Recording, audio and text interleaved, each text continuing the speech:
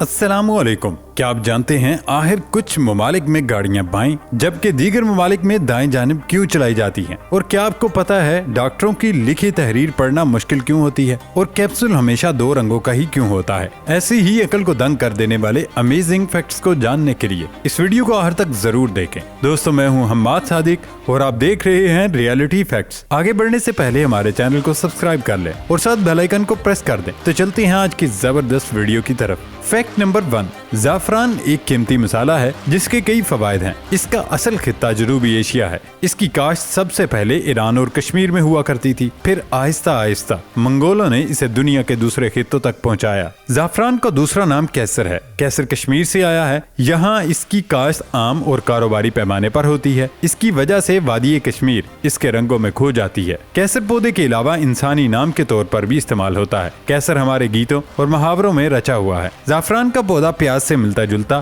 45 centimetre लंबा होता है। तिजारती ज़ाफ़रान फूलों के खुश्क हिस्सों पर मुश्तमिल होता है। ये दुनिया की कीमती 3 बूटियों में से एक है। ज़ाफ़रान को चुनने के बाद ज़ाफ़रान को बर्तनों में फैलाकर रखा जाता है और कोयलों को दहकाकर सुस्त रवि से खुश्क किया जाता है। ये भी काफी वक्त तलब काम है जबकि काफी खर्चा भी होता है। यही वजह है कि खालिस ज़ाफ़रान की 450 ग्राम मिकदार 2000 से 10,000 डॉलर्स के दरमियान फरोख्त होती है। फैक्ट नंबर 2, गुड़िया का जजीरा मेक्सिको सिटी के शुमाल में मैक्सिकन लगोन के दरमियान छुपा हुआ है। यहाँ कदीम नबातात और हैवानात के दरमियान सैकड़ों गुड़िया शाखों से लटकी हुई हैं। कुछ के बाजू गायब हैं, कुछ की आंखें। ये म्यूजियम एक किसान डॉन जूलियन सांताना ब्रेरा का कायम किया हुआ है, जो 1950 में अपनी बीवी और बेटी को छोड़कर रिटायरमेंट की जिंदगी गुजारने इस जजीरे पर आ गया था। कहा जाता है गुड़िया एक छोटी लड़की की रूह को छुपाती है जो मैक्सिकन के झील से मुर्दा पाई गई थी। बज़ाहिर ये कोई अफसानवी कहानी मालूम होती है जिसका हकीकत से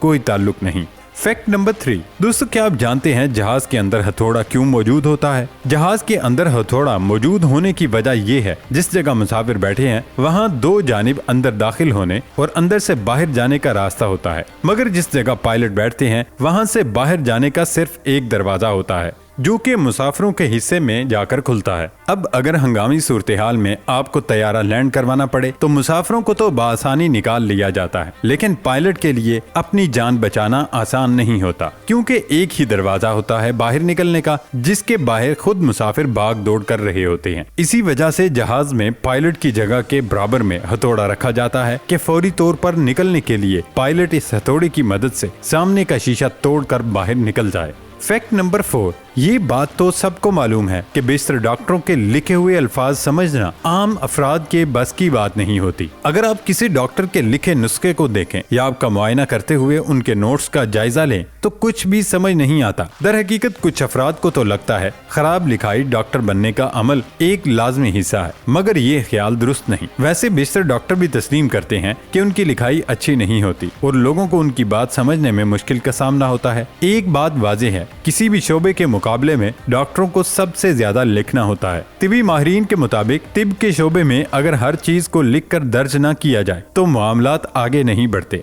डॉक्टरों को मरीज की तबी तारीख के लिए हर चीज को तहरीर करने की जरूरत होती है और रोजाना बहुत ज्यादा लिखना हाथ को बहुत ज्यादा थका देता है। एक मरीज को बमुश्किल 15 मिनट तक डॉक्टर से अपने तिबी मसाइल पर बात करने का मौका मिलता है। चूँकि महदूद वक्त में बहुत ज्यादा मरीजों को देखना होता है तो डॉक्टरों को अपनी तहरीर अच्छी करने की बजाय सब कुछ लिखने की जल्दी होती है। फैक्ट नंबर 5, दोस्तों, ये मकाम तुर्कमानिस्तान में वाक़े है जिसे जहन्नुम का दरवाजा के नाम से याद किया जाता है। ये 100 मीटर का एक ऐसा गड्ढा है जिसमें मुसलसल आग लगी हुई है। 1971 में सोवियत के माहिरीन अर्जियात ने यहाँ तेल की तलाश के लिए खुदाई की, जिसके नतीजे में जमीन बैठ के जिसके नीचे कुदरती गैस का जखीरा था। इस दौरान जमीन साइंसदानों के तमाम आलात भी निगल गए। ये आग भी साइंसदानों ने ही उस वक्त लगाई ताकि यहाँ से कुदरती गैस का खात्मा किया जा सके। ताहम कई दहाइयां गुजरने के बावजूद ये आग आज भी वैसे ही जल रही है। फैक्ट नंबर 6, खट्टा मीठा अंगूर जितना जायके में मजेदार होता है उतना उसके फायदे भी भरपूर होते हैं, मगर हालिया तहकीक में अंगूर का एक और बेहतरीन फायदा सामने आया जिसे जानकर आप अंगूर के दीवाने हो जाएंगे। जैसा कि सब जानते हैं उम्र बढ़ने के साथ साथ बीनाई कमजोर पड़ती जाती है,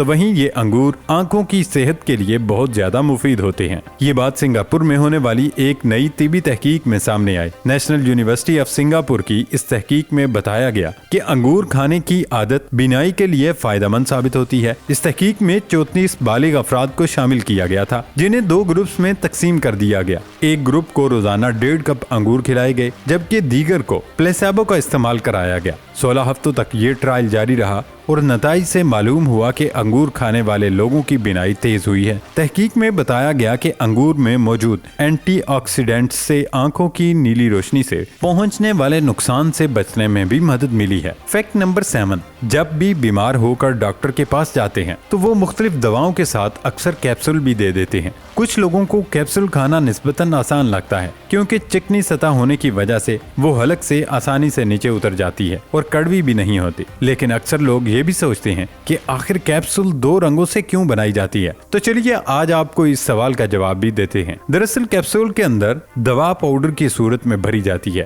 کیپسول کے ایک حصے میں دوا بھر کے دوسرے حصے سے بند کیا جاتا ہے۔ کیپسول کے دوا رکھنے والے حصے کو کنٹینر کہتے ہیں، جبکہ دوسرا حصہ کور کہلاتا ہے۔ مختلف رنگ اس لیے رکھے جاتے ہیں تاکہ کیپسول بنانے والے کنفیوژن کا شکار نہ ہو اور کنٹینر والے حصے میں ہی دوا بھریں۔ کیپسول اور دواؤں کا رنگ مریضوں کی بیماری کو مد نظر رکھ کر منتخب کیا جاتا ہے۔ رنگوں کا انسانی نفسیات پر گہرا اثر ہوتا ہے، اس لیے دواؤں کا رنگ منتخب کرتے ہوئے ایسے رنگوں کو فوقیت دی جاتی ہے جو مریض کو پرسکون یا خوشی کا احساس دلانے میں مدد کرے۔ فیکٹ نمبر 8، کیا آپ کو معلوم ہے دنیا کی 35% آبادی بائیں جبکہ 65% دائیں جانب گاڑیاں چلاتی ہیں؟ جن ممالک میں گاڑیاں بائیں طرف چلتی ہیں ان میں زیادہ تر وہ ہیں جو ماضی میں برطانوی سلطنت کے زیر تحت رہے تھے، جیسے پاکستان، بھارت یا دیگر۔ مگر بائیں جانب ڈرائیو کرنے کی وجہ کافی دلچسپ ہے اور دائیں جانب ڈرائیو کرنے کا رجحان اس کے بعد سامنے آیا تھا۔ در حقیقت ماضی میں لگ بھگ دنیا بھر میں سب سڑک کی بائیں جانب ہی گھوڑوں پر سفر کرتے تھے، کیونکہ یہ اس عہد کے پرتشدد معاشروں میں